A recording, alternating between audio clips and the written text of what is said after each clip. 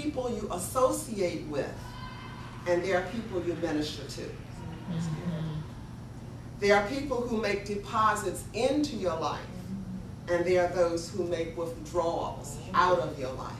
So you need to have a balance of people who are pouring into you at the same time that there are the other people on this side who are withdrawing from you on a daily basis. Now, you need a balance for your own sake because they give you strength and support. You need it for those persons you minister to for their sake, because for the leader's sake, they can be trained for ministry. It's a time for that person to be walking through whatever crisis they're walking through, and at the same time, they are getting trained for ministry.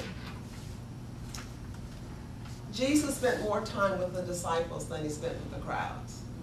Okay, keep that in mind. So if I'm a ministry leader and I am very codependent, then I am attaching myself to the weak ones that I'm taking responsibility for. I'm pouring into them, pouring. And I'm surrounding myself with that type of person when really I need to minister, pour out, and then I need to step back and let people pour into me. Stress and burnout. This probably doesn't come as a surprise to you that 50% of all pastors are type A personalities. Does that come as a surprise to anybody? I didn't think so. All right. Now, stress and burnout are not the same. Let's talk about stress for a moment. Your body, there are two types of stress. There's good stress, eustress, E-U-S-T-R-E-S-S. You know, you get excited, you get engaged, you get married, you went a trip to the Bahamas. I mean, that's all exciting, but that's stress. Then there's the bad stress, called distress, okay? And the warning signals are insomnia or disturbed sleep, digestive problems. So many people have GERD today. Does anybody know what that is? That's gastroesophageal reflux disease. Everybody's got it. Yes. A lot of that is related to the heightened stress in our society. Headaches, low energy. These are some warning signs that you're stressed out. Chronic tiredness, muscle tension, teeth grinding, and memory loss. And it's not all Alzheimer's. It's, you got too much going on in there, and you can't keep it straight. Okay, as I already mentioned, that when a person is in a burnout state, marriage and family is grossly affected. Gosh, I need to move fast. Okay, stress comes to ministry leaders in 4 different categories. One is vocational, which we've already mentioned a little bit. One is bio-ecological or biological, and that has to do with, you know, our eating, our sleeping, we're not resting properly, we're breathing the polluted air, there's noise pollution, and for us as women, there's the added stressor of hormonal difficulties at times. Psychological factors, spiritual causes, so the 4. Biological, vocational, psychological, spiritual. Life changes come to all of us. Let's talk about the psychological for a moment. I used to work with dialysis patients, and my heart go out to them because dialysis is such a life-changing disease. Transplantation. I don't know if has anybody known anyone closely who's had kidney failure, been on dialysis? Wow, half of you. So you know what kind of life that is. And if you're the loved one of that person, you know what that's like. Well, I used to just cry out to God for my patients because at the same time that they deal with all that they deal with, their husbands still die, their teenagers still act out, Their bank accounts still go defunct.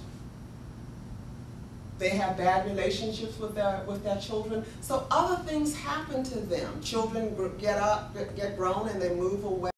So other bad things still happen to them at the same time that they are trying to deal with this life-threatening, life all-encompassing illness. So the point here is that one of the psychological factors is that life change stresses that come to all of us on top of everything else. And then there are the spiritual causes of stress. And the big one is temptation. And guess what big temptation you think is the biggest one? Adultery. Adultery or sexual. It could be adultery. It could be addiction to pornography. It could be addiction to masturbation. Can you imagine? Your pastor just goes home and doesn't touch his wife and he masturbates. Or a female pastor, a female minister who goes home, does not give herself to her husband, but she masturbates. Okay. Despair because the church isn't growing. Jealousy of the success of other ministries. These are just some of the spiritual stresses that pastors or ministry leaders go through. Anxiety over financial problems, and anger over a whole lot of stuff. Did you know that Jim Jones started out loving the Lord? Does anybody know the story about Guyana? Yes. He started out loving the Lord. Do you know what spirit took him over? It was the spirit of anger. It was anger that took him under and took all of those people under with him in Guyana.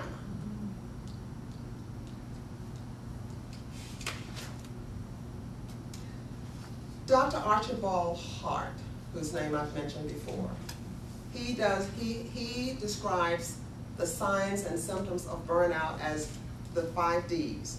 Demoralization, believe that you're just no longer effective at what you do. Depersonalization, treating yourself and others in a very impersonal way. Detachment, withdrawing, just not carrying out your responsibilities. That pastor that I mentioned who had been in ministry for 17 years without a break, he just kind of stopped doing things. He just couldn't do it. He couldn't get out of bed to get to church. He became agoraphobic, which means he could not get out of bed and get dressed and go to church. Okay. Or distancing, avoiding of social and interpersonal contact, and just being defeated, defeatism. Just a feeling that I'm beaten, I cannot accomplish this.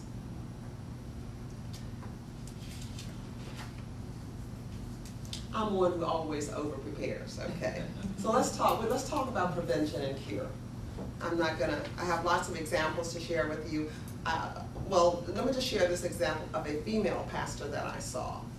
Divorced with adult children, who was placed in this pastorate by her denomination, totally disconnected from her adult children and grandchildren, disrespected and mistreated by the men colleagues and her superiors, and even those men that she pastored. A lot of unhealed childhood pain, mainly related to men in her life. So can you imagine? She's a female pastor. She's struggling. She's having a very difficult time with the men in the denomination and the men in her church. Unresolved baggage from her divorce. Very lonely, very depressed. By the way, I didn't share with you that the statistics show that pastors can be the loneliest people in the world. They can be the loneliest people in the world. They can be the people who has no close friends. It's true. Ministry leaders, pastors' wives. I see pastors' wives. There's some very lonely women. Who can they talk to? Unless they are connecting with another group of pastors' wives or female ministers, who can they talk to? There's nobody. Let's talk about prevention and cure. Reminder that no boundaries, no balance, burnout.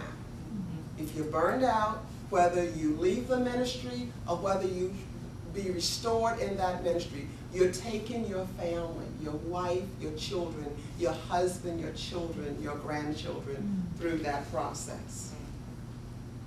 So another point I want to make is, in a state of burnout, we are prime candidates to negatively impact, impair, or worse, lose our marriages and our families.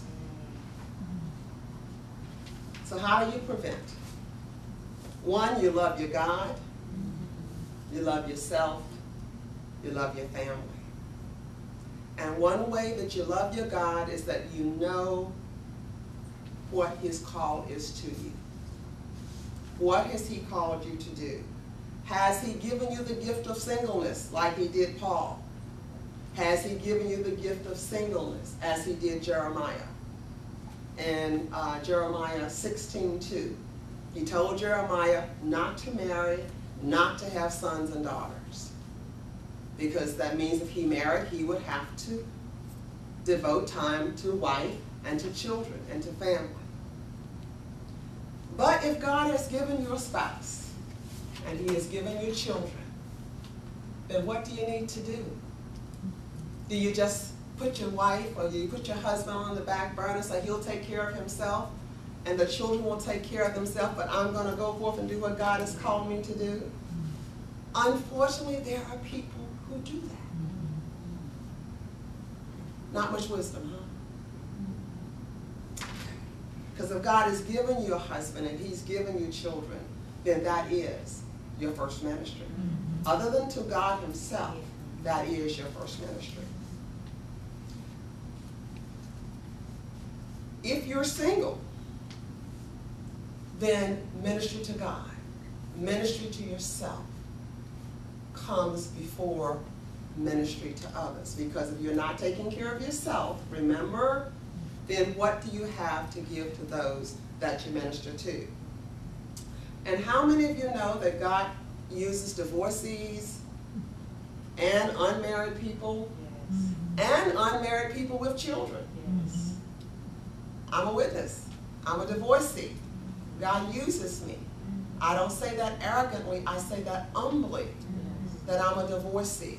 And so I had, my child is grown now, but I had to make sure that as I was moving up in ministry, that I did not neglect my child. So the first thing is to love your God.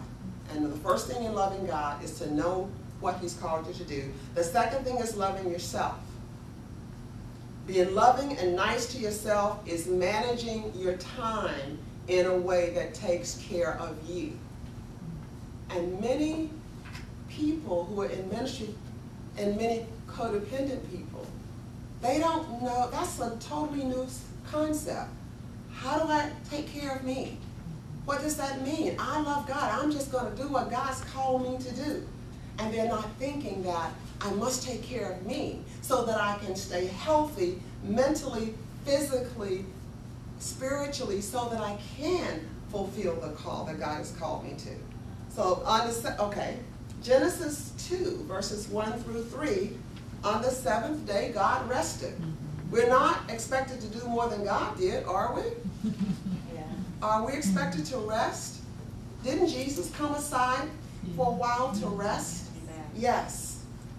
So in order to do these things, to love God, to love yourself, you must be mentally healthy. You have to accept that. Okay, if you're in full-time ministry, then you need to develop a sense of being through for the day. That's why we. Okay. People who feel that they have to do it themselves have a difficult time delegating. They have a difficult time ending the day. They have a difficult time delegating. If you're in full-time ministry, you need to take a month, talk to your denomination, your church about giving you a month's vacation away a year, and take that whole month all at one time. If you're in full-time ministry, ask them to give you an additional 2 weeks a year for